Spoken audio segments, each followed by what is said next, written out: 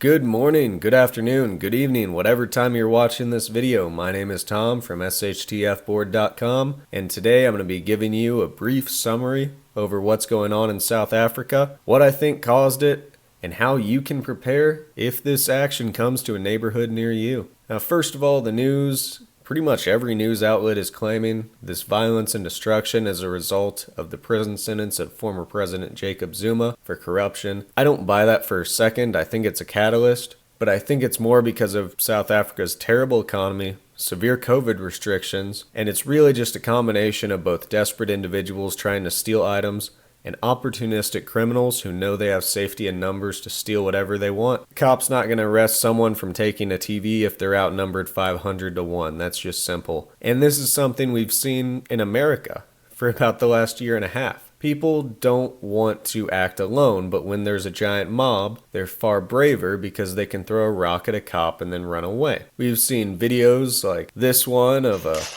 hugely outnumbered civilian population trying to protect their property, trying to draw a line in the sand. And the deal is, no one wants to be that first person. We can see here there's a line of protesters who have homemade shields, and they're quickly dispersed when the government maintains that control and takes the momentum away from them.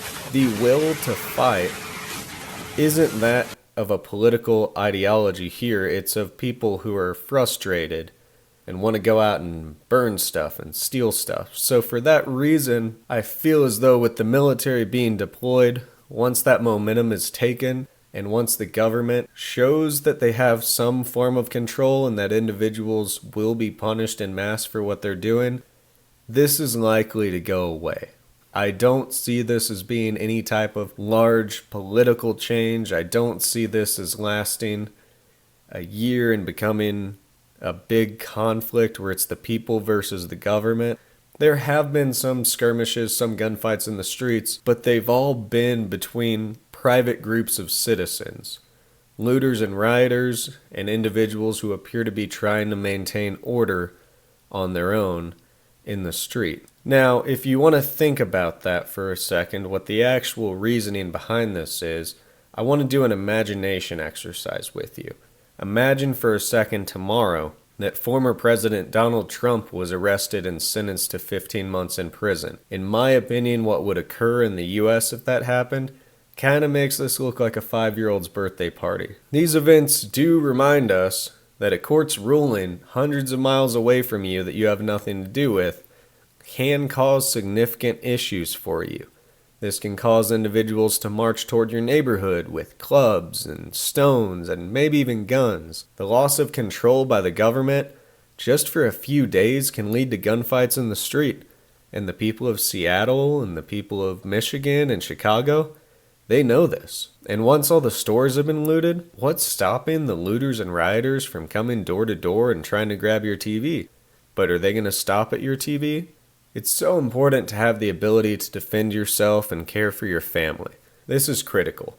You cannot always rely on the government to maintain control because government officers are so outnumbered by the civilian population, and once that control slips, or once there's the perception that that control is slipped, people behave in a much different manner.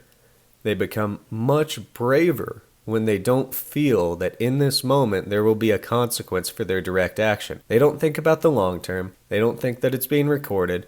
They simply think there will not be a cop coming here within the next 10 minutes if I do this. And even if the grocery stores hadn't been all looted, do you really want to be out in the middle of something like this?